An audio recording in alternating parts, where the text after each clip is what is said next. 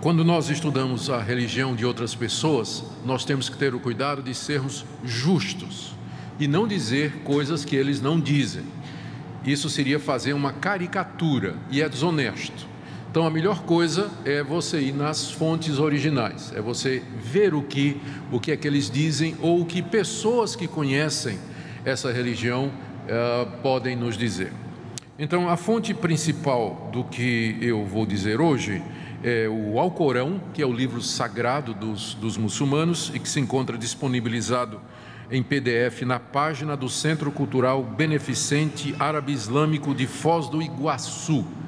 Então é um site oficial onde tem o Alcorão e em PDF gratuito para quem quiser ler e examinar. E o bom dessa versão é que tem comentários dos sábios islâmicos, dos peritos. Então tem dezenas, tem centenas, na verdade mais de 1000 notas de rodapé explicando o texto.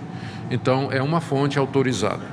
Além disso, eu tive a oportunidade de estudar e ler artigos e livros de ex-muçulmanos, pessoas que eram muçulmanos e se tornaram cristãos, e também o depoimento de muitos missionários, de alguns missionários que trabalharam entre os muçulmanos. Então estas foram as fontes que eu usei. Eu também tenho uma experiência no início do meu ministério, quando eu era pastor da primeira igreja do Recife. Eu tinha uma coluna no Jornal do Comércio, que saía todo domingo, onde eu tinha a oportunidade de escrever alguma coisa sobre o cristianismo. Mudou o editor do jornal e ele achou interessante que aquela coluna ela fosse compartilhada com outras religiões, até aí sem problema. Então ele convidou, eu não me recordo se foi um padre para escrever uma coluna, e convidou um islâmico, um muçulmano para escrever a terceira coluna. Até aí tudo tranquilo, até o dia em que o muçulmano resolveu me atacar, não é? E ele então começou a fazer críticas diretas ao que eu estava escrevendo e tudo. E eu respondi uma vez, e aí a coluna passou a ser escrita por um especialista em islamismo de São Paulo. E aí o nível dos ataques tinha baixado um pouquinho, e como eu sou um amante da paz, não gosto de briga, então eu parei de escrever no jornal. Mas esse foi o meu primeiro contato. E foi naquela ocasião que eu tive que ler o Alcorão todinho, para poder entender o que é que aquele estudioso do islamismo estava dizendo. Foi quando eu tive contato pela primeira vez com o islamismo. E de lá para cá, o contato tem sido mais acadêmico. As notícias que nós lemos, as informações de missionários, aqui e acolá um artigo comparativo. Há muita controvérsia recente no meio evangélico missionário sobre se o Deus que os muçulmanos adoram é o mesmo Deus do cristianismo, apenas com um nome diferente, Alá. Isso tem gerado uma controvérsia muito grande, então eu tenho acompanhado isso aí. E como o islamismo é a religião que mais cresce no mundo hoje, eu entendi que era importante que nós tivéssemos alguma compreensão a respeito dessa religião. O islamismo é um sistema religioso que foi fundado no século VI para VII, por um homem chamado Maomé. É um árabe. É a religião que como eu disse, que mais cresce no mundo. Ela ficou com o nome de islamismo. A palavra Islam significa submissão. E é o ponto central dessa religião, submissão a Deus, que tem o nome de Alá no islamismo.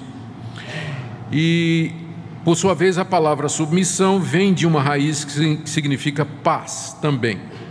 A palavra muçulmano, que descreve o aderente dessa religião, significa aquele que se submete a Alá.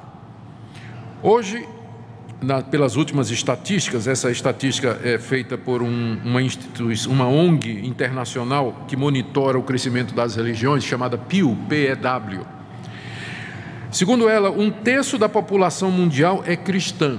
Hoje, 33% dos habitantes do planeta Terra professam o cristianismo, e aqui envolve católicos e protestantes. Ou seja, nós temos aqui cerca de 2,18 bilhões de pessoas. Os muçulmanos representam o segundo maior grupo religioso do mundo. com 1,6 bilhões de seguidores, ou 23,4%. A estimativa que essa organização faz, é que no ano 2050, devido ao rápido crescimento do islamismo, já será a maior religião do mundo. No ano 2050, passando o cristianismo, ou pelo menos terá o mesmo número. De acordo com o último censo religioso feito pelo IBGE, referente a 2010, existem 35 mil muçulmanos no Brasil, mas os centros islâmicos do Brasil contestam esse número e diz que esse número é muito maior, passa de 1 milhão de muçulmanos no Brasil, o que representaria uma porcentagem ainda pequena, né, com relação à população brasileira. Mas, de acordo com o IBGE, os islâmicos cresceram no Brasil 29% nos últimos anos, que é um crescimento superior a boa parte das igrejas evangélicas. As comunidades islâmicas no Brasil, elas se concentram no sul do país, especialmente em Foz do Iguaçu e em outras cidades do Paraná. E essas comunidades são compostas, na maioria, de imigrantes que vêm de países árabes, como Bangladesh, Afeganistão, Paquistão, Angola, Moçambique, Palestina, Iraque, Jordânia, Índia, Síria, Gana, Líbano, Guiné, Senegal, Marrocos, Egito, Congo, Somália e do território da Caxemira. Quase todos eles entram como refugiados, alegando perseguição política ou religiosa, com o objetivo de obter o visto, e o nosso governo não tem feito praticamente nenhuma restrição e tem dado oportunidade para que esses imigrantes recebam asilo. E se de fato há perseguição, o Brasil faz bem em receber exilados, né? Nosso país tem uma tradição de receber pessoas que são perseguidas em outras partes. O islamismo ganhou notoriedade ultimamente, já de algumas décadas para cá, mas mais ultimamente, por causa de atentados terroristas por grupos que se declaram muçulmanos e que fazem esses atos terroristas em nome de Alá. Autoridades islâmicas em todo o mundo condenam esses atos e dizem que o islamismo é uma religião de paz. Ou seja, é um erro grosseiro dizer que todo árabe é muçulmano que apoia o terrorismo, não é? E essa caricatura tem girado pelo mundo afora, criando, inclusive, perseguição a islâmicos e árabes pacíficos que moram em outros países. Nem todos os islâmicos concordam com estes ataques e a grande maioria dos muçulmanos prefere viver em paz e não apoiariam esse tipo de atitude que é feita, ou de guerra que é feita em nome de Alá. Eles dizem que o Islã é uma religião de paz. Então, em linhas gerais, é isso que aconteceu. O último atentado que ficou mais conhecido foi aquele em Paris, onde morreram 179 pessoas, e cuja autoria foi reivindicada pelo Estado Islâmico. O Estado Islâmico é uma facção do islamismo que dominou o Iraque e depois dominou a Síria. O alvo deles é um califado mundial sobre os árabes, unindo todos os árabes debaixo da Sharia, ou da lei islâmica.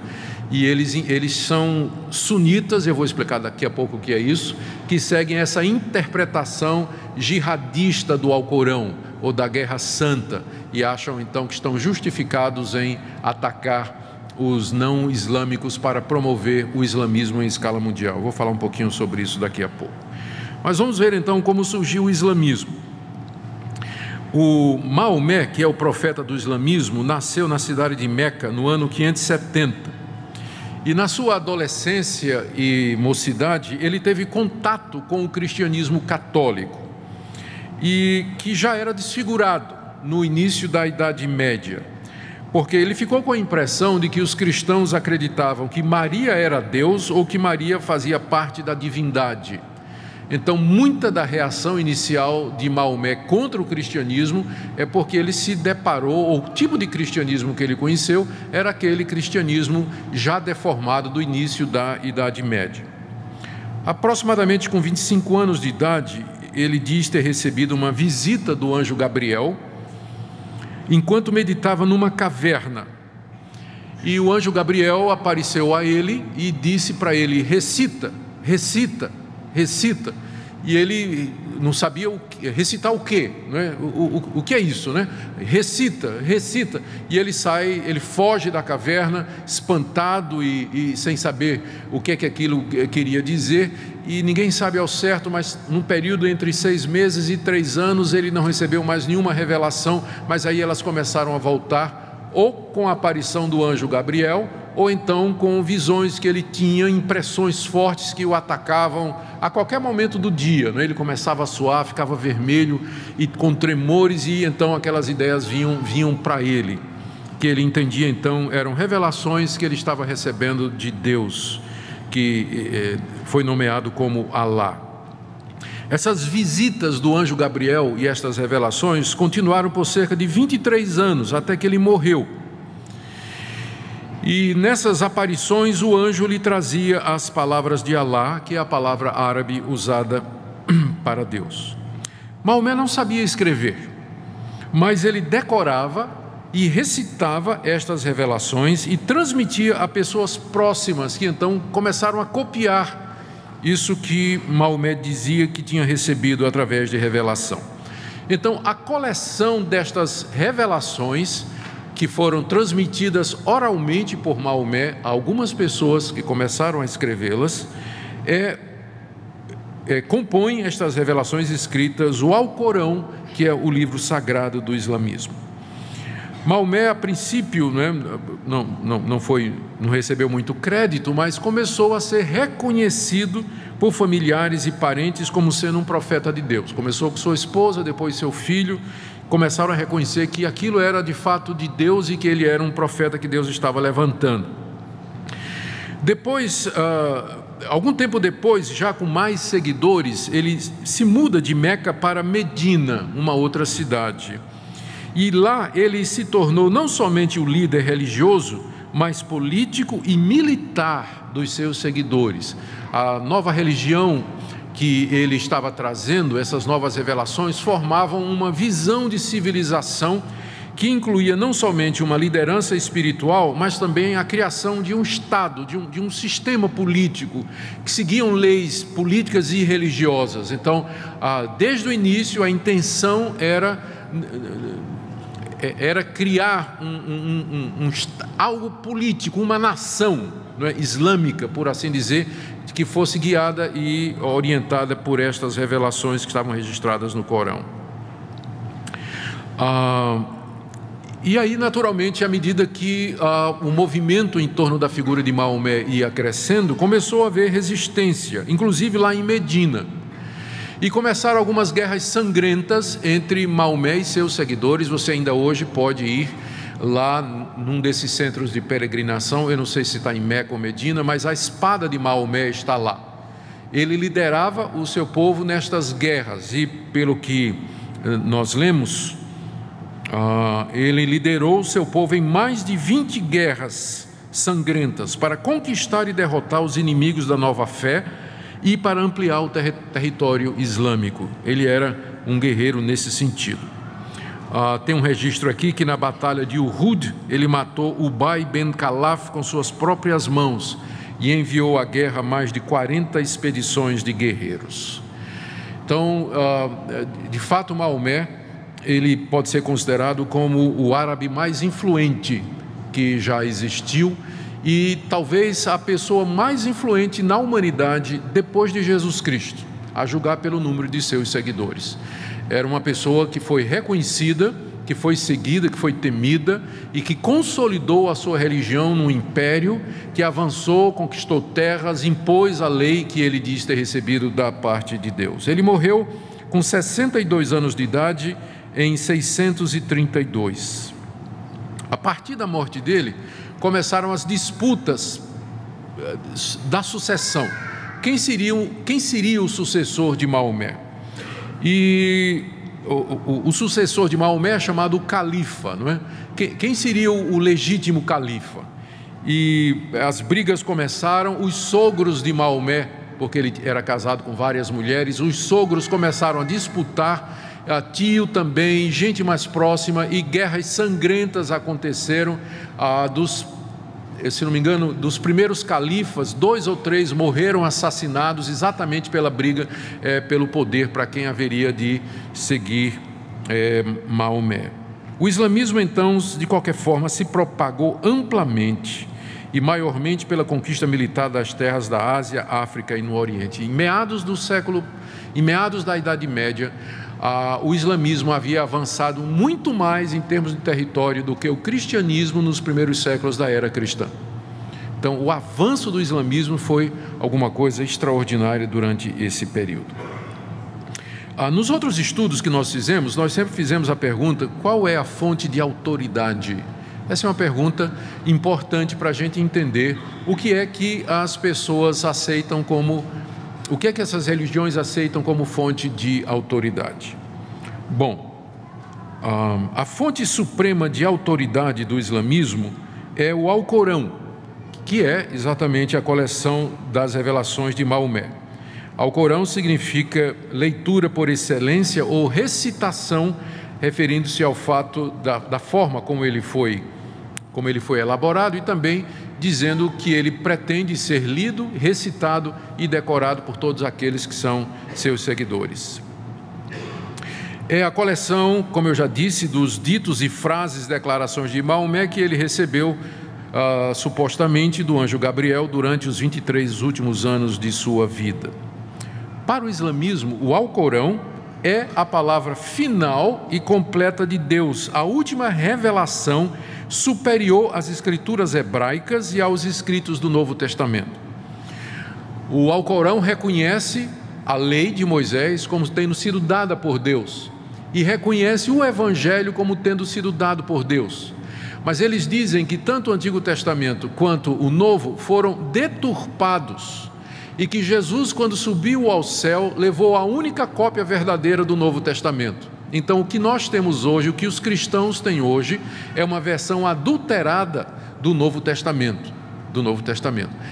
Para eles, o Alcorão é o livro final e maior, e que suplanta e, portanto, num certo sentido, anula, não tira a importância, mas tira a validade do Antigo Testamento e do Novo. Se há divergência entre eles, vale o Alcorão, sempre vale o Alcorão. Mas eles reconhecem que Deus se revelou a Moisés e se revelou a Jesus Cristo. O Alcorão está na base da cultura islâmica, seus movimentos filosóficos e suas atividades culturais. Ele traz determinações para todas as áreas da vida e regulamenta todas as atividades humanas. O Alcorão é dividido em suratas, que são capítulos, com centenas de versículos, e ali você vê praticamente referências e orientações para todas as áreas da vida, por muitas áreas da vida. Existem diferentes linhas de interpretação do Alcorão dentro do islamismo. Fica até difícil falar do que é que os islâmicos acreditam em alguns pontos, a não ser naqueles pontos centrais que eu vou dizer aqui, porque há divergência de opinião sobre o que Maomé escreveu. Alguns interpretam de uma forma, outros interpretam de outra. Por exemplo, na passagem que descreve o paraíso, a linha de interpretação mais literal interpreta literalmente o que Maomé disse, que no paraíso os homens desfrutarão de virgens, que vai ser a grande recompensa, não é? E que essas virgens, elas ficam virgens todo dia de manhã de novo. E como a palavra virgem está ligada à branca, a palavra branca, a linha mais moderna de interpretação diz que Maomé não estava se referindo a virgens, mas a passas, a uvas brancas, que eram uma delícia naquela época, né? E que era isso que ele queria dizer. Então, a divergência de opinião, especialmente agora, não é, que o islamismo caiu na crítica mundial, não é, por conta da maneira como trata as mulheres, atos terroristas feitos em nome do islamismo. Então, há uma linha mais moderna, né, de interpretação que pretende suavizar o impacto de algumas palavras que tem no Alcorão. Mas a grande diferença entre os seguidores do Alcorão é a Suna. Suna é uma coletânea de histórias que completam o Alcorão. e que essa coleção foi feita cerca de 100 anos depois de Maomé, e traz histórias sobre Maomé, lendas a respeito dele, ditos que ele teria pronunciado, atos que ele teria cometido. Então a Sunna completa o Alcorão. Ela tem 6 partes e consiste na aplicação prática da religião islâmica conforme ensinado por Maomé. Só que a Sunna não é aceita por todos os islâmicos, é aceita pela maioria, daí o nome sunitas, que é a grande facção dos islâmicos. 90% deles, são chamados de sunitas. Os outros 10 a 15% são os xiitas, que não aceitam a Sunna e seguem só o Alcorão. Mas a grande parte aceita também a Sunna. Deixa eu falar um pouquinho mais a respeito dessas grandes denominações islâmicas, para a gente entender um pouquinho mais. Essa divisão ocorreu na primeira geração após a morte de Maomé, e foi baseado naquela disputa que eu mencionei sobre quem deveria suceder Maomé como líder da comunidade islâmica. Como eu disse, o islamismo é uma proposta de civilização que articula princípios religiosos e políticos e que almeja o controle mundial. A pergunta é: quem haveria de suceder Maomé como líder desse movimento? E Damasco, capital da Síria, tornou-se o centro do califado dos xiitas, um grupo minoritário que se caracterizava por ser tradicionalista e conservava as antigas interpretações do Alcorão, da lei islâmica, e queria a implantação da Sharia, que é a lei islâmica. Já os sunitas, eles divergiram dessa concepção sucessória dos xiitas e adotaram a Sunna, que nós já falamos aqui, atualizando as interpretações do livro sagrado do Alcorão e da lei islâmica. Essas são as duas grandes diferenças. Então, os sunitas e xiitas, eles divergem com relação a quem é o sucessor de Maomé. Os sunitas creem que é uma determinada linha, os xiitas creem que é outra, e a outra diferença é que os sunitas aceitam aquele outro livro contendo histórias sobre Maomé que os xiitas não aceitam. Então, seria essa a grande diferença. Mas então, vamos entrar no que é que o islamismo acredita. Como eu disse, há muita divergência sobre detalhes e interpretações do Alcorão, da Sunna, mas basicamente o islamismo acredita nos seguintes pontos que eu vou dizer para vocês, que são 6 doutrinas e os chamados 5 pilares da fé islâmica. Então vamos começar com as doutrinas. A doutrina islâmica, ela pode ser resumida como a crença nesses pontos: em um único Deus, seus profetas, seus livros, seus anjos, seus decretos e o julgamento final. São basicamente esses 6 pontos. O islamismo ensina que os seres humanos nascem espiritualmente neutros, ao contrário do cristianismo, que defende o pecado original. Nós já nascemos contaminados pelo pecado, segundo o cristianismo, e inclinados ao mal, e a nossa natureza é corrompida. Mas no islamismo não há o conceito de pecado original ou de pecado transmitido. As pessoas nascem neutras moralmente e, portanto, elas são perfeitamente capazes de obedecer às ordens de Deus. Elas podem escolher livremente entre o bem e o mal, e elas podem obedecer os mandamentos de Deus. Mesmo que elas pequem, elas continuam com essa habilidade de fazer o que é certo. Portanto, na visão islâmica, o que a humanidade precisa não é de salvação, mas de instrução. O islamismo tem profetas, mas não tem um salvador. Maomé não é o salvador dos muçulmanos, mas ele é o grande instrutor e o grande profeta. Porque no islamismo a salvação vem pela obediência à palavra de Deus que foi revelada através do anjo Gabriel a Maomé, o seu profeta. E que instruções são essas? Que pontos centrais são estes? Primeiro, crença em um Deus. Os muçulmanos acreditam que Alá seja o único, eterno, criador e soberano Deus e que não há outro Deus a não ser Alá.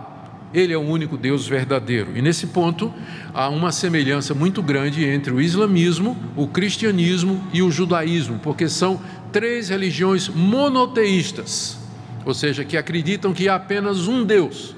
As demais religiões são politeístas, como o hinduísmo, as religiões da Mesopotâmia, a antiga religião pagã dos egípcios e dos caldeus, a religião dos gregos e dos romanos na antiguidade, todas elas eram politeístas, acreditavam em muitos deuses. Mas os islâmicos, juntamente com os cristãos e os judeus, afirmam o monoteísmo. Existe apenas um Deus. Um Deus, e esse é um ponto de aproximação entre os islâmicos e os cristãos, embora nós vamos ver aqui que o conceito de Deus é bem diferente no islamismo e no cristianismo. Mas, então, eles creem que Alá seja o único Deus eterno, Alá é eterno, Ele criou o mundo e Ele é soberano. Maomé não pretendia trazer um Deus novo, mas ele dizia que o Deus que ele pregava e ensinava era o mesmo Deus dos judeus e dos cristãos, só que judeus e cristãos haviam perdido a verdade a respeito desse Deus e, num certo sentido, o islamismo, Maomé dizia que ele queria voltar à religião original, ao conceito original de Deus que havia se perdido durante todo esse tempo. Maomé considerava a doutrina da Trindade como sendo blasfema. Embora tenha um alto respeito pela pessoa de Cristo, não é, como filho de Deus, como profeta de Deus, o Alcorão fala até que ele nasceu de uma virgem, crê nisso, crê nos milagres de Deus, crê de Cristo, crê que ele até subiu aos céus, mas eles negam que Jesus é Deus. Portanto, a doutrina da Trindade, de um Deus que subsiste em Pai, Filho e Espírito Santo, é completamente estranha para o islamismo, não é? E é considerado, inclusive, uma blasfêmia. É considerado uma blasfêmia dizer que Jesus Cristo é Deus. Alá é único e age de forma direta no mundo, e tudo acontece no mundo por intervenção direta de Alá.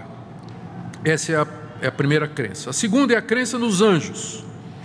Os anjos foram criados por Alá e são fiéis a Ele.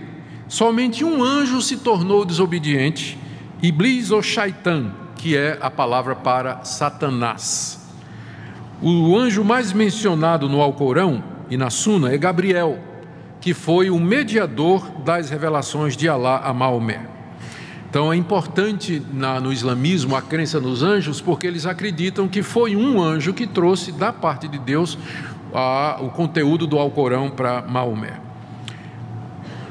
Eu confesso que eu não entendi direito o que eu vou dizer agora, mas eu vou dizer, talvez alguém possa me ajudar depois. O islamismo acredita ainda nos gênios.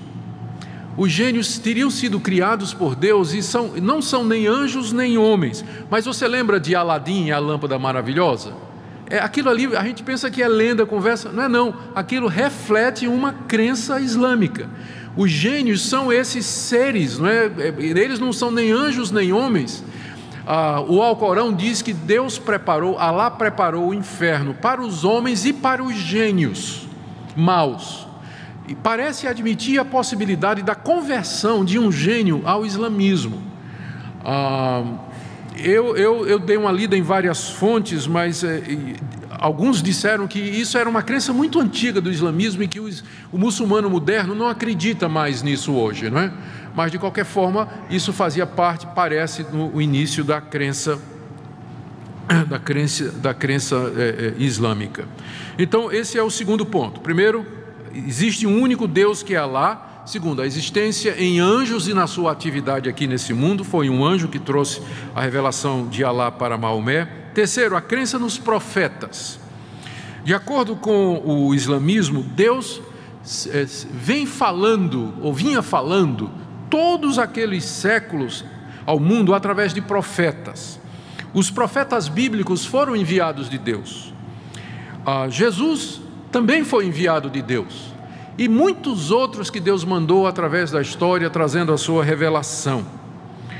Os principais profetas que Alá mandou ao mundo são estes: Adão, o escolhido de Alá, Noé, o pregador de Alá, Abraão, o amigo de Alá, Moisés, o porta-voz de Alá, Jesus, a palavra de Alá, e Maomé, o profeta de Alá, que de todos é o maior, e fecha esse círculo de revelações. Maomé, portanto, é glorificado entre os muçulmanos por ter sido o profeta, é assim que ele é designado no Islã, ele é o profeta, aquele através de quem Deus trouxe a revelação final e última para esse mundo. Há muitos milagres atribuídos a Maomé, lendas que estão não no Alcorão, mas na Suna, que é aquele livro que complementa e que não tem unanimidade entre os islâmicos. Então está aí, crença nos profetas. Quarto princípio, é a crença nas revelações de Deus ou os livros.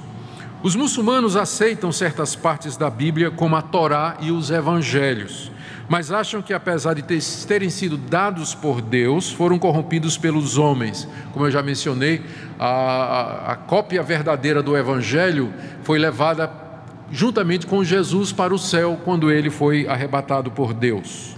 O que ficou foi deturpado. Então, tanto é que eles dizem que no Evangelho verdadeiro que Jesus teria levado para o céu, Jesus teria profetizado a chegada de Maomé, que Maomé viria como sendo a revelação final de Deus. O próprio Jesus teria dito isso. Isso não está no nosso Evangelho, não está no Novo Testamento, em parte nenhuma. Mas então a explicação é que estava naquele Evangelho verdadeiro que Jesus levou com ele para o céu, não é? Então, toda vez que há uma diferença entre o que diz o Evangelho e o que o Alcorão diz a respeito de Jesus, por exemplo, eles negam que Jesus foi crucificado. Eles dizem que essa foi uma alteração ou um registro errado, confundiram alguém por Jesus, e quem morreu na cruz não foi Jesus Cristo. Jesus não foi de fato crucificado, mas outra pessoa, não é? Jesus, na verdade, subiu aos céus sem morrer, levando essa cópia do Evangelho. E quando a gente confronta, dizendo, mas os Evangelhos que nós temos, eles nos dizem que Jesus morreu, a resposta é, não, mas essas cópias que vocês têm do Evangelho, elas foram todas adulteradas, né? O verdadeiro Evangelho está no céu lá com Jesus. Mas eles creem nessas revelações. O Alcorão, então, seria a revelação perfeita e última de Deus, superando o Antigo Testamento e o Novo Testamento. Há muitas referências no Alcorão a Moisés, à lei de Deus, aos profetas e ao próprio Jesus Cristo, inclusive também a Maria, mas sempre de forma meio reticente, não é? Mas essa é a quarta crença deles, de que Deus se revelou nesses livros, mas que o Alcorão é a revelação perfeita, última e completa de Deus. A quinta crença é o dia de julgamento. E na vida futura. De acordo com o pensamento islâmico, até onde eu compreendo, no dia do juízo, todos serão ressuscitados e todos irão para o inferno. E de lá serão resgatados os que tiverem merecimento e entrarão no paraíso. A princípio eu não estou lendo direito, mas depois eu confirmei com outras fontes. A ideia é de que todos vão para o inferno. E de lá, então, depois do julgamento feito por Alá, dos méritos e da obediência, as pessoas que então irão para o paraíso. O paraíso é descrito no Alcorão e também na Suna, em outras fontes, a interpretação dos sábios e califas islâmicos. O paraíso é descrito como um lugar cheio de frutas, rios, pedras preciosas, leite, mel e vinho, e especialmente virgens, as huris, ou uris, eu não sei como pronuncia, para desfrute e deleite dos homens. Eu vou ler aqui o que está no Alcorão, na Surata 56, versículos de 12 em diante. Falando sobre os que vão para o paraíso, Maomé disse que eles se deitarão sobre leitos incrustados com pedras preciosas, frente a frente, onde lhes servirão jovens de frescores imortais, com taças e jarras cheias de vinho, que não lhes provocará dores de cabeça nem intoxicação, e frutas de sua predileção, e carne das aves que desejarem, e deles serão as húris, virgens de olhos escuros, castas como pérolas bem guardadas, em recompensa por tudo quanto houverem feito. Sabei que criamos as húris para eles e as fizemos virgens, companheiras amorosas para os justos. Está no Alcorão, Surata 56, a partir do versículo 12. Aquele conceito de 72 virgens para cada guerreiro que morrer em luta pelo islamismo não está no Alcorão, mas está na Suna. E eu vou ler aqui, é Suna, volume 4. A menor recompensa para aqueles que se encontram no paraíso é um átrio com 80.000 servos e 72 esposas, sobre o qual repousa um domo decorado com pérolas aquamarinas e rubis.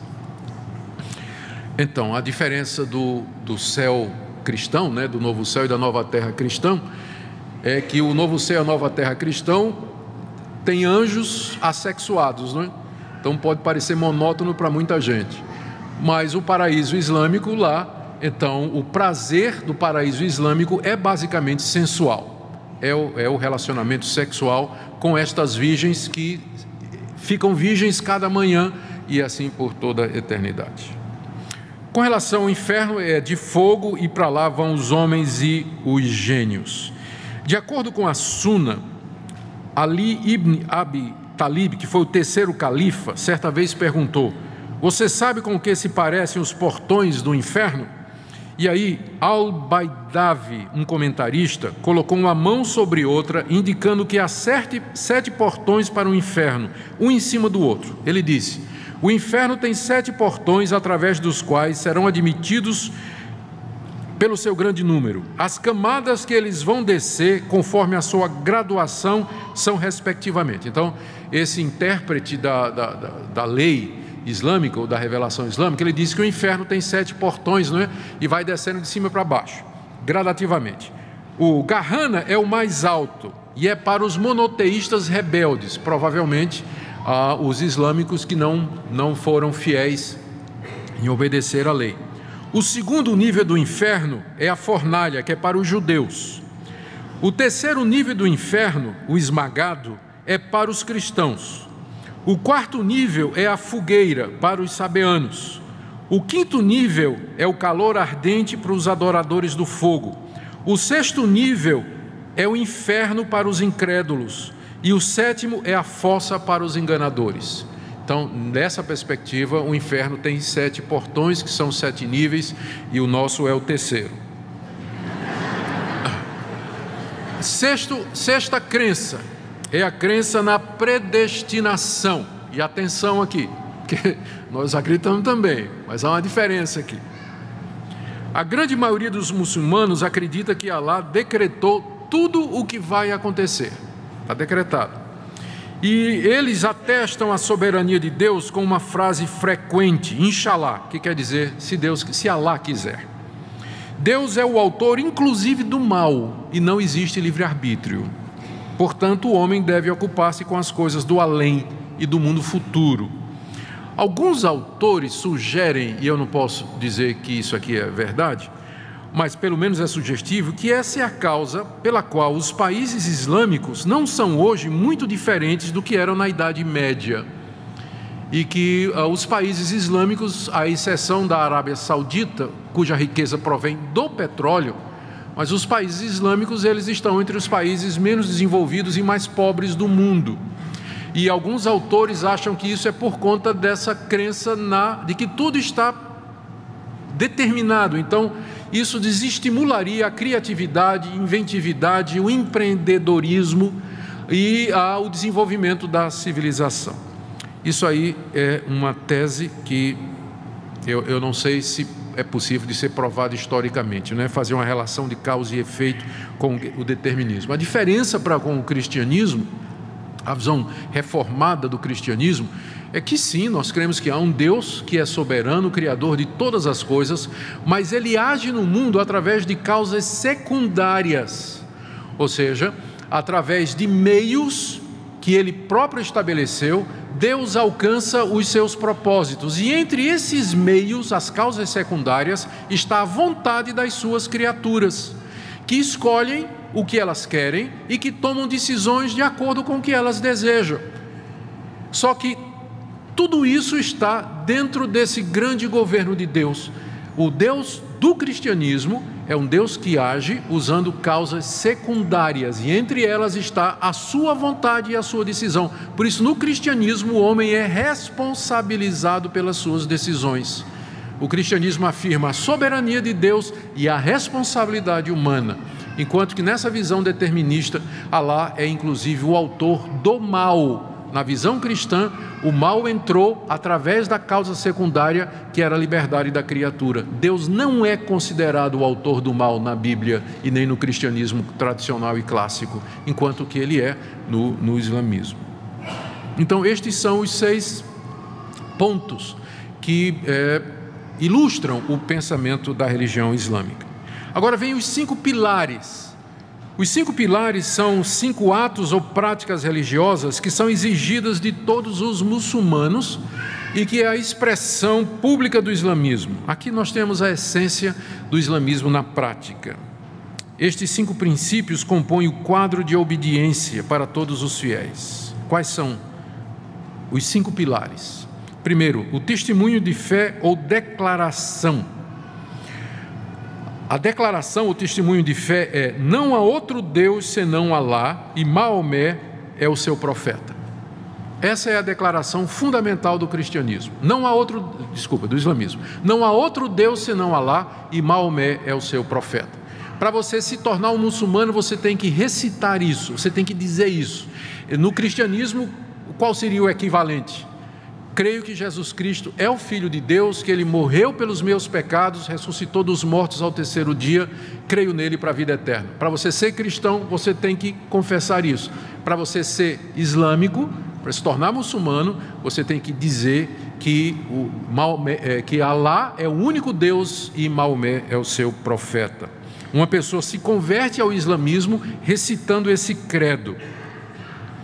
O segundo pilar são as orações. O islamita fiel, ele tem que fazer 5 orações em árabe todo dia, de joelhos e prostrado na direção de Meca. Então, todo mundo está familiarizado com aquela figura, não é? Tem um tapetinho, né, que ele desenrola, ele se ajoelha ali, ele se prostra 5 vezes ao dia, voltado na direção de Meca, e ali ele faz as suas orações em árabe. Parece que inclui também recitações do Alcorão. Terceiro pilar é o pagamento de dádivas rituais, ou esmola. Essa esmola é uma certa percentagem administrada uma vez por ano, e em alguns países islâmicos é paga como imposto. Então, todo muçulmano fiel, ele contribui através da dádiva ritual, a zakat, ou esmola. Em alguns lugares isso já é retirado como imposto. O quarto pilar é o jejum. Os muçulmanos jejuam durante o mês de Ramadã, que é o 9º mês do calendário islâmico. Os muçulmanos têm um calendário diferente do nosso. Eles começaram a marcar o tempo a partir da peregrinação de Maomé para Meca. Aí eles têm um calendário diferente do nosso, e são 360 dias e não 365. Então, o 9º mês deles, que é o Ramadã, cai entre o nosso junho e julho, mais ou menos. Durante esse período, eles jejuam desde o amanhecer até o entardecer. À noite eles podem comer alguma coisa, mas durante o dia eles então se abstêm de qualquer comida como parte do Ramadã. E o 5º pilar é a peregrinação. Ou seja, um muçulmano fiel deve fazer a peregrinação até Meca, na Arábia Saudita, pelo menos uma vez durante a sua vida, se ele tiver dinheiro e se ele tiver condições para isso. A peregrinação é realizada no 12º mês do calendário islâmico, que cai no nosso setembro. No ano passado, vocês lembram, houve um tumulto que ocorreu durante a peregrinação em Meca, e perto de 500 pessoas morreram pisoteadas lá durante a peregrinação. A entrada de um muçulmano no paraíso depende da obediência a estes 5 pilares. Se ele obedecer aos 5 pilares, recordando a confissão, Alá é o único Deus e Maomé é seu profeta, As orações 5 vezes por dia em árabe, de joelhos e voltado para Meca, pagamento da esmola, o jejum no mês de Ramadã e a peregrinação, ele então pode entrar no paraíso. Ainda assim, Alá pode rejeitá-lo. Eu li um comentarista do Alcorão, um daqueles comentários, dizendo que nem mesmo Maomé sabia ao certo se Alá haveria de admiti-lo no paraíso. Está na Surata 46, verso 9, e na Suna, no livro de Hadith, capítulo 5, verso 266. Há um outro dever que é imposto aos muçulmanos, que é a jihad ou a guerra santa. Mas isso aqui é a controvérsia. A palavra jihad, que ficou conhecida no mundo, né, pelo noticiário, né, é a chamada guerra santa, ela significa esforço. E os comentaristas que querem abrandar a situação, eles dizem que o esforço aqui que aparece no Alcorão, a jihad, ela é um esforço pessoal para o muçulmano se aperfeiçoar e obedecer às leis de Alá. Mas a outra versão diz que o esforço aqui é o esforço externo e militar para levar o islamismo a todas as partes do mundo. Essa é a raiz do termo jihad, é isso que ele significa. O Alcorão promete uma recompensa maior aos combatentes que dão sua vida na jihad para implantar o islamismo no mundo. Eu vou ler aqui o que diz o Alcorão na Surata 4, verso 95.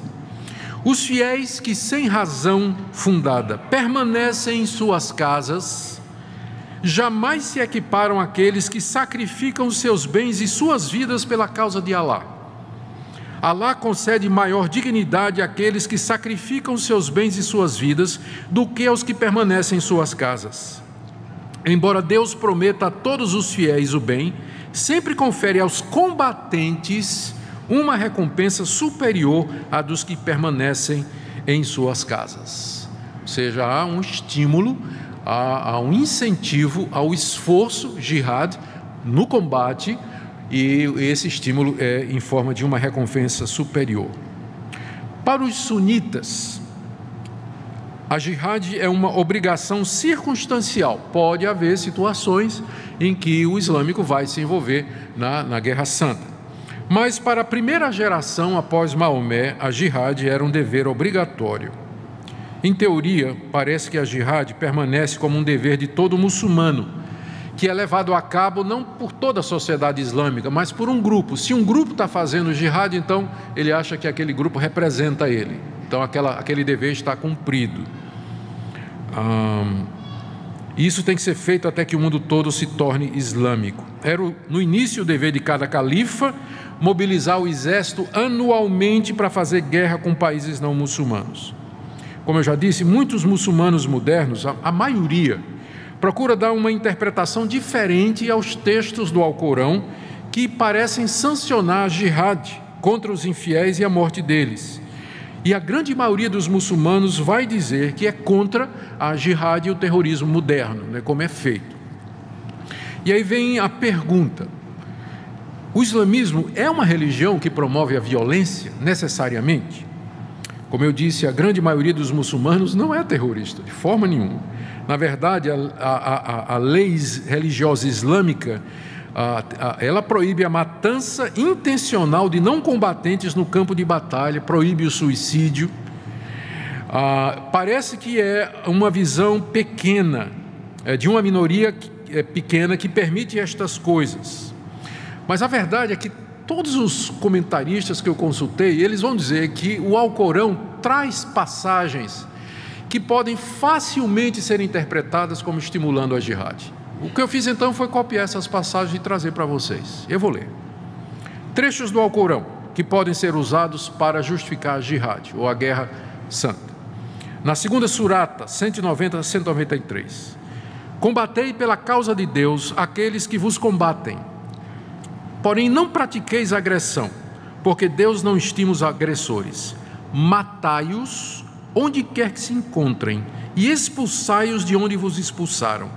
Não os combatais nas cercanias da mesquita sagrada, a menos que vos ataquem. Mas se ali vos combaterem, matai-os. Tal será o castigo dos incrédulos, e combatei-os até terminar a perseguição e prevalecer a religião de Deus. Quarta surata, verso 89. Anseiam os hipócritas que renegueis como renegaram eles, para que sejais todos iguais. Não tomeis a nenhum deles por confidente, até que tenham migrado pela causa de Deus. Porém, se rebelarem, capturai-os. Então matai-os, onde quer que os acheis, e não tomeis a nenhum deles por confidente, nem por socorredor. Então o Alcorão proíbe que o muçulmano tenha por confidente quem não for muçulmano. Então, para o muçulmano fiel, é muito difícil, por exemplo, ser amigo de verdade de um cristão ou de um judeu, porque existe essa proibição. Ele vai desenvolver, os muçulmanos podem ser os melhores vizinhos do mundo, e são bem pacíficos nos países em que eles moram, mas a confidência, amigo íntimo, é só para quem é muçulmano também, não é? Não pode ter um confidente fora da fé islâmica. A quarta surata, verso 91. Encontrareis outros que intentarão ganhar a vossa confiança, bem como a de seu povo. Toda vez que forem chamados à intriga, nela sucumbirão.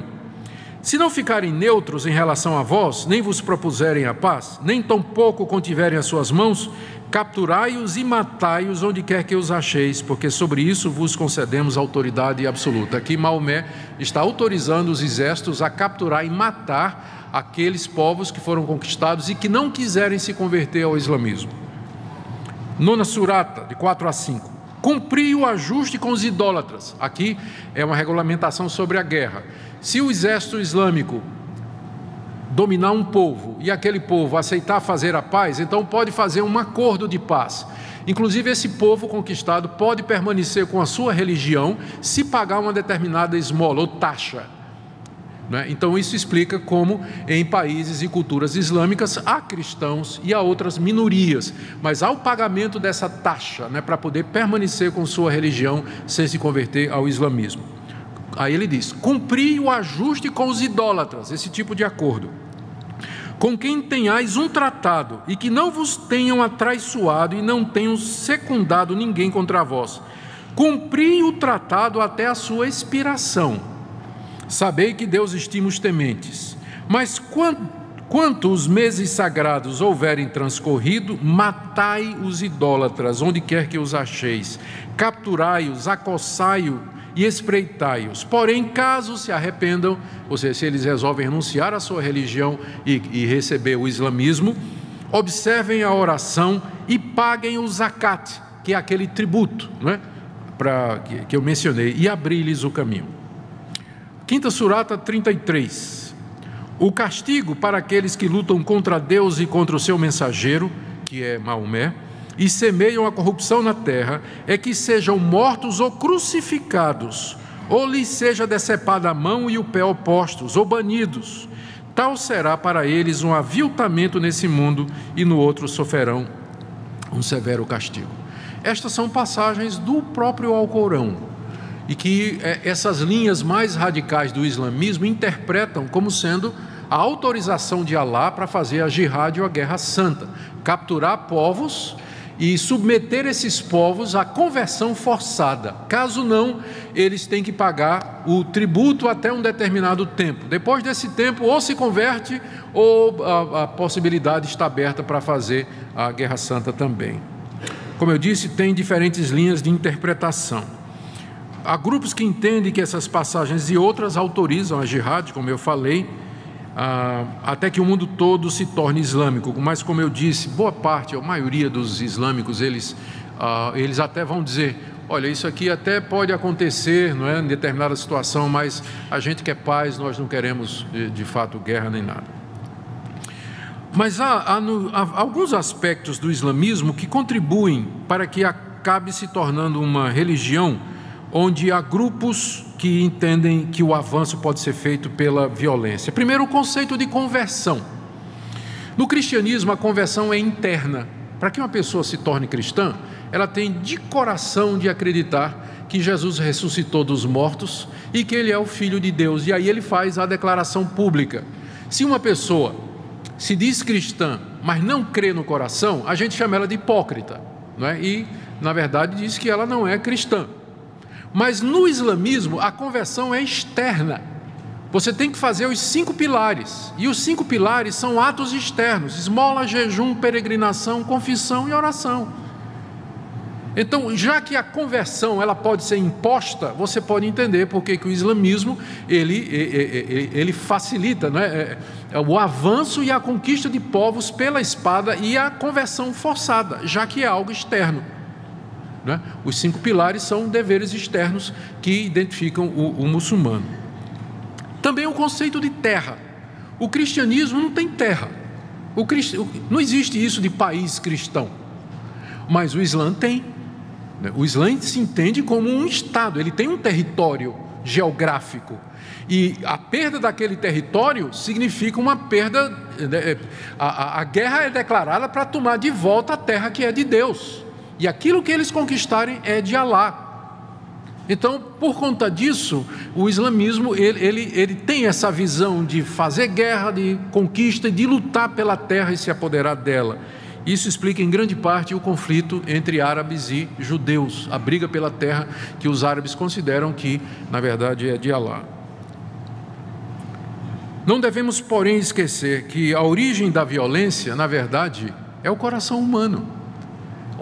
De onde procedem as contendas e guerras que há entre vós, senão das paixões e desejos que estão militando no vosso coração? Então, nós não podemos dizer que só tem violência lá, porque onde houver pecadores como eu e como vocês, haverá violência. O que existe são religiões que acabam abrindo a porta e estimulando essa violência que já existe no coração humano, independente do credo que ele professa. Um outro ponto que tem se tornado muito controverso com relação ao Islã é o lugar da mulher no islamismo. E eu pensei em trazer alguma coisa sobre isso também. Tem algumas passagens, eu não encontrei no Alcorão, mas ou na Suna, ou na interpretação de alguns califas, que se referem à mulher como sendo um brinquedo. No seu livro, Al-Musannaf, volume 1, parte 2, página 263, um dos sábios muçulmanos, chamado Abu Bakr Ahmed ibn Abd Allah, disse: Umar, o justo califa, estava certa feita falando quando sua esposa o interrompeu, e ele disse a ela: você é um brinquedo, se precisar de você eu a chamo. Amrun Bial Aas, também um califa, disse: mulheres são brinquedos, escolha um. Isso está na obra Kanz el-Mal, volume 21, que é um volume da Sunna, que é o Hadith, número 919. De acordo com Ahmed Zaki Tufarra, no livro sobre a mulher e o islamismo, o próprio Maomé teria dito, isso aí estaria na Sunna: a mulher é um brinquedo, quem quiser levá-la deve cuidar dela. No Alcorão, na Surata 4:34, existe a declaração: os homens têm autoridade sobre as mulheres porque Alá fez um superior a outro. Na página 36 desse livro, A Mulher e o Islamismo, Ahmed Zaki Tufarra escreveu: Deus estabeleceu a superioridade do homem sobre a mulher, de acordo com o Alcorão, na Surata 4:34, o que não permite a igualdade entre o homem e a mulher, porque aqui o homem está sobre a mulher devido à sua superioridade intelectual. É diferente do pensamento cristão. O pensamento cristão diz que Deus criou o homem e a mulher iguais à sua imagem e semelhança. Deu a eles papéis distintos. A um, a liderança, e o outro, companheirismo e ajuda. Em nenhum momento se coloca a superioridade do homem sobre a mulher. Ambos são a imagem e semelhança de Deus e são iguais diante de Deus, salvos da mesma forma. O homem não é visto como sendo mais inteligente do que a mulher, ao contrário. Eu conheço mulheres que dão de 10-0 nos homens, não é? Em termos de inteligência. E essa é a grande diferença que deve ser observada. Mas nessa perspectiva existe uma superioridade intrínseca. Por ser homem, é superior à mulher, né? Há uma superioridade intrínseca, enquanto que no cristianismo o que existe é uma complementação através de papéis diferentes. Um outro ponto aqui é o casamento forçado. A virgem pode ser obrigada por seu pai a ser dada em casamento sem ser consultada. Isso é o que Ibn Taymiyyah, que é conhecido entre os muçulmanos como o sheik do islamismo, declarou, volume 32, página 39 da sua obra. E no mesmo volume ele escreveu: mesmo a virgem adulta, o pai pode obrigá-la a casar-se. Isso está de acordo com Malek ibn Ons al-Shafi e Ibn Hanbal, que estão entre os principais legisladores do islamismo, que são especialistas na lei islâmica. Um deles diz que o pai pode consentir em dar a sua filha em casamento sem a permissão dela, porque ela não tem escolha. Como fez Abu Bakr, o primeiro califa depois de Maomé e seu sogro. Ele fez com sua filha Aisha, quando ela estava com 6 anos de idade. Ele a deu em casamento ao profeta Maomé, com 6 anos, sem a permissão dela. E Aisha disse: o mensageiro de Alá, essa moça depois disse, tomou-me como sua noiva quando eu tinha 6 anos, e tomou-me como sua esposa quando eu completei 9 anos de idade. A Maomé estava com 50 anos de idade, 54, quando casou-se com ela. Com relação ao número de esposas, hoje a tendência é a monogamia, mas a poligamia é ainda aceita no Alcorão. Maomé casou com diversas mulheres ao mesmo tempo e justificou o fato com uma revelação de Alá que permitia que ele tivesse essas mulheres. Eu vou ler aqui o Alcorão, Surata 33, verso 52. Ó profeta, está se referindo a Maomé: em verdade, tornamos lícitas para ti as esposas que tenhas dotado, assim como as que a tua mão direita possui, que são as prisioneiras de guerra. Que Deus tenha feito cair em tuas mãos as filhas de teus tios e tias paternas, as filhas de teus tios e tias maternas, que migraram contigo, bem como toda mulher fiel que se dedicar ao profeta, por gosto. E uma vez que o profeta queira desposá-la, este é um privilégio exclusivo teu, vedado aos demais fiéis. Então Deus teria dado uma revelação, Alá teria dado uma revelação a Maomé, em que ele podia ter quantas mulheres ele quisesse, mas isso era só para ele, não para os seus seguidores. Mas na verdade a lei islâmica, pelo Alcorão, o Sunna, diz que o homem pode se casar até com 4 mulheres livres ao mesmo tempo. Pode divorciar-se de uma delas e casar-se com uma quinta, desde que não mantenha mais do que 4 esposas ao mesmo tempo, mas pode ter um número ilimitado de escravas e concubinas. No Alcorão, na Surata 4, verso 3 diz: se você tem medo de não poder tratar com justiça os órfãos, case-se com as mulheres que você escolher, 2 ou 3 ou 4. Mas se você tem medo de não poder agir com justiça com elas, então somente uma. Um sábio famoso entre os muçulmanos cita uma das justificativas para que um homem se case com mais de uma mulher. Ele diz, isso aqui é no livro Ghazali, volume 2, página 34. Ele diz assim: alguns homens têm um desejo sexual compulsivo tão grande que uma mulher não é suficiente para protegê-lo do adultério. Tais homens, portanto, devem casar-se com mais de uma mulher e podem ter até 4 esposas. Vamos agora caminhar mais para o final do nosso estudo comparativo, exatamente examinando as diferenças do islamismo para o cristianismo. Algumas delas já foram mencionadas aqui. Depois nós vamos terminar e vamos dar oportunidade para perguntas e respostas. Diferenças do islamismo para o cristianismo. Com relação ao cristianismo, o islamismo tem algumas semelhanças, mas diferenças bem significativas. Assim como o cristianismo, o islamismo é monoteísta, mas as semelhanças terminam por aí. As grandes diferenças. Começar com o conceito de Deus. Deus no conceito islâmico é uno, é um Deus, uma pessoa, Alá. Mas no conceito cristão, Deus é único, mas ele subsiste em 3 pessoas, iguais em honra, glória, divindade, poder e majestade. Deus Pai, Deus Filho e Deus Espírito Santo. Portanto, o Deus que é adorado pelos islâmicos, ele não é o mesmo Deus na concepção cristã. Então, só no monoteísmo são parecidos, mas quando você entra no conceito de que Deus está sendo adorado, então a diferença fica evidente. Nós cremos que esse Deus é eterno, Ele é criador dos céus e da terra, e que Ele fez o homem para a sua própria glória, que enviou seu Filho Jesus Cristo, que é Deus Filho em forma humana, para tomar o lugar desse homem, porque esse homem se fez pelas causas secundárias e de sua responsabilidade, esse homem se fez pecador diante de Deus, quebrou a lei de Deus e incorreu no seu desagrado e, portanto, no seu castigo. Deus então envia o seu Filho como redentor do homem, como salvador do homem. Jesus é profeta no sentido de que ele trouxe a palavra de Deus, mas ele é profeta e sacerdote, como sendo aquele que oferece sacrifício pelos nossos pecados. Portanto, o conceito de Deus no cristianismo é completamente diferente do conceito de Deus no Islã. O Deus Alá, ele é considerado inclusive como autor do mal, mas no cristianismo, o nosso Deus que se revela em Cristo Jesus, ele não é o autor do mal. O mal entra através da escolha humana de desobedecer a Deus.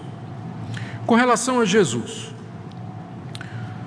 o Islã acredita que Jesus foi um grande profeta, afirma que ele nasceu de uma virgem, que ele viveu uma vida sem pecado, que realizou grandes milagres e que virá novamente no final da história. E ele é considerado, como nós já vimos, um dos grandes profetas. Na verdade, ele é a palavra de Deus. No entanto, o Islã nega explicitamente a divindade de Cristo e repudia o título Filho de Deus como sendo blasfemo, porque Alá não pode ter filho, Alá não tem filhos. Então, chamar Jesus de Filho de Deus para o islâmico equivale a uma blasfêmia, não é? Equivale a uma blasfêmia. O islamismo nega que ele morreu na cruz, alegando que confundiram outra pessoa com Jesus, que foi então crucificado, e que Jesus mesmo foi levado ao céu sem experimentar a morte. Por isso, o islamismo nega explicitamente a necessidade de uma morte substitutiva.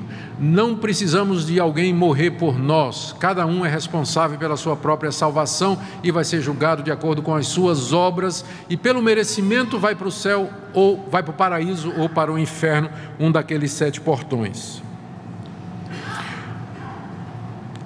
A razão pela qual muitos muçulmanos não acreditam que Jesus morreu na cruz é porque eles não entendem porque Alá permitiria que Isa, que é o nome que eles dão para Jesus, sofresse uma morte torturante. Na verdade, a Bíblia mostra como a morte do Filho perfeito de Deus foi fundamental para pagar pelos pecados dos crentes. O profeta Isaías, que é considerado no islamismo como sendo um profeta de Deus, diz no capítulo 56, de 5 a 6, ele foi moído pelas nossas transgressões, foi traspassado por causa das nossas iniquidades, o castigo que nos traz a paz estava sobre ele, pelas suas pisaduras fomos sarados. Isso é dito pelo profeta Isaías. João 3,16, Deus amou o mundo de tal maneira que deu seu Filho unigênito para que todo aquele que nele crê não pereça, mas tenha a vida eterna. João 14,6, disse Jesus, eu sou o caminho, a verdade e a vida, ninguém vem ao Pai senão por mim. 1 de Pedro 2,24, levando sobre si os nossos pecados sobre o madeiro, para que mortos para os pecados possamos viver para a justiça. A Bíblia toda, do começo ao fim, dá testemunho de que Jesus Cristo é Deus encarnado para que pudesse pagar na cruz do Calvário a nossa culpa. Fonte de autoridade. O islamismo acredita que o Alcorão seja a autoridade final e a última revelação de Alá. Para os cristãos, entretanto, a Bíblia foi finalizada no século I, com o livro de Apocalipse. O apóstolo Paulo já fala que se alguém vier e pregar um outro evangelho que seja diferente daquele que foi entregue, que seja anátema. O livro de Apocalipse termina dizendo que ninguém pode acrescentar ou diminuir nada àquilo que já foi revelado. A referência é primeiro ao livro de Apocalipse, mas como ele fecha o cânon, a coleção de livros da Bíblia, então isso se estende a toda a Escritura. Há uma diferença fundamental entre o cristianismo e o islamismo no que diz respeito à relação com essas outras religiões. O cristianismo olha para o Antigo Testamento e o judaísmo e não se vê como uma coisa nova, mas simplesmente como a continuação daquilo que Deus revelou desde o início.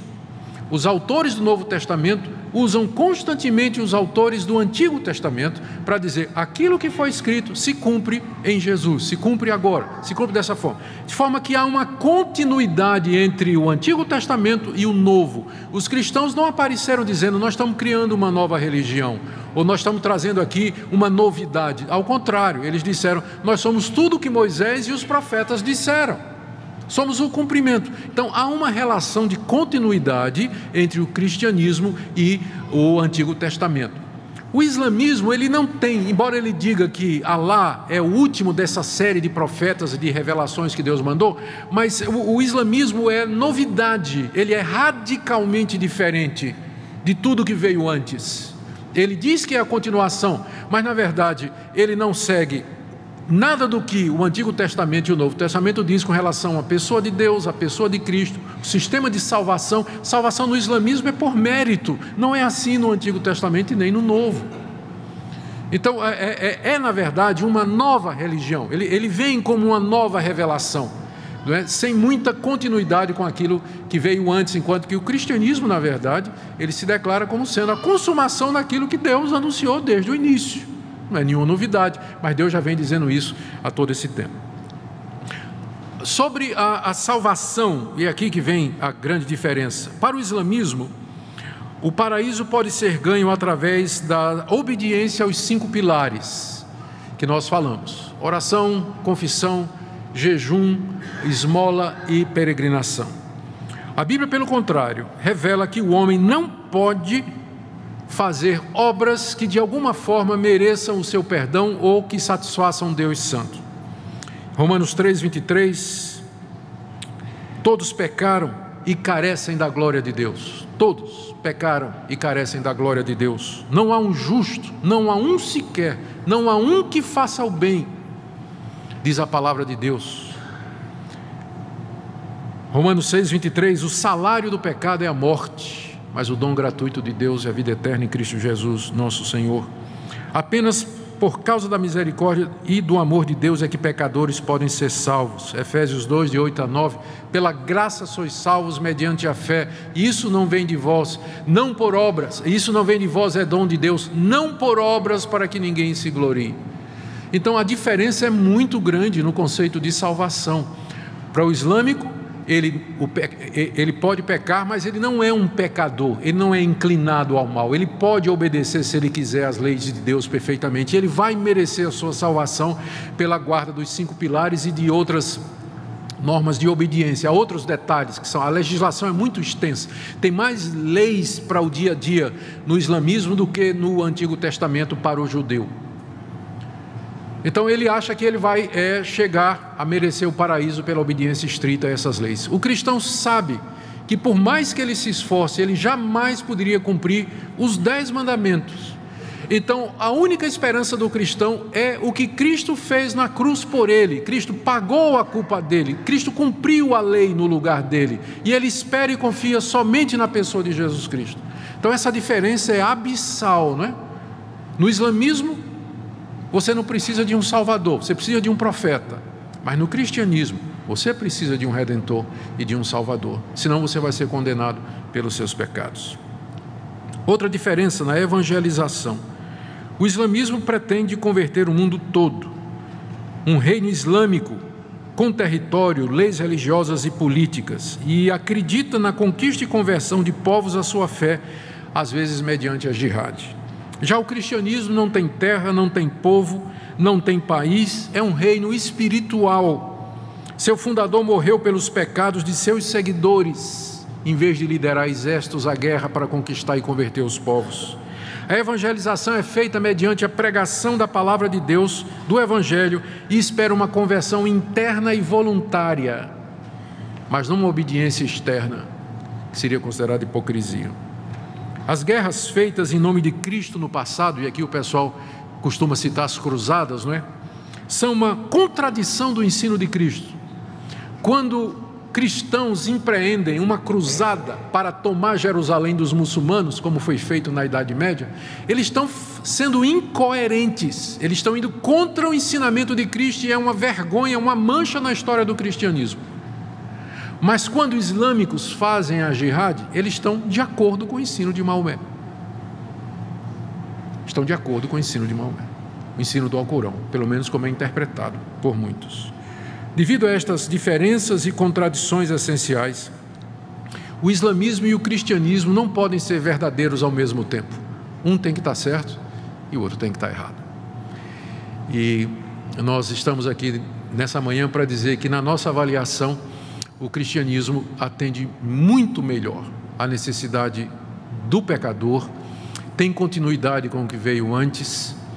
O que foi escrito a respeito de Jesus foi escrito logo depois da sua passagem aqui nesse mundo. A Suna foi escrita 100 anos depois de Maomé. Enfim, seria uma discussão de mérito que não é o que eu quero fazer aqui, mas apenas quero dizer para vocês nesta manhã que, de acordo com a Escritura Sagrada, a última revelação de Deus foi na pessoa de Jesus Cristo, tendo Deus outrora falado muitas vezes e de muitas maneiras aos pais pelos profetas, nesses últimos dias nos falou pelo seu Filho, que é a expressa imagem da sua glória, a representação perfeita do seu ser. Para nós, Cristo de fato é a última palavra de Deus, e ali Deus nos disse em Cristo tudo o que tinha para nos dizer, uma salvação completa, verdadeira e plena. Que Deus nos ajude e abençoe, e que possamos testemunhar desse Cristo aos nossos amigos islâmicos em amor e dizer para eles o que eles precisam de um Salvador e não de um legislador. Oremos. Oramos, ó Deus, pelos nossos amigos islâmicos. Pedimos ao Senhor que eles possam compreender, olhar para dentro de si mesmos e perceber que eles não conseguem cumprir o código moral deles e que são inconsistentes e incoerentes, e que isso desperte neles a necessidade de terem alguém que os salve dos seus pecados e dos erros. Oramos, ó Deus, pelos que estão trabalhando entre os islâmicos, querendo levar-lhes o Evangelho da paz. Oramos que Tu os abençoe e que muitos possam chegar ao conhecimento de Cristo Jesus, nosso Redentor. Te damos graças por esse tempo juntos, em nome de Jesus.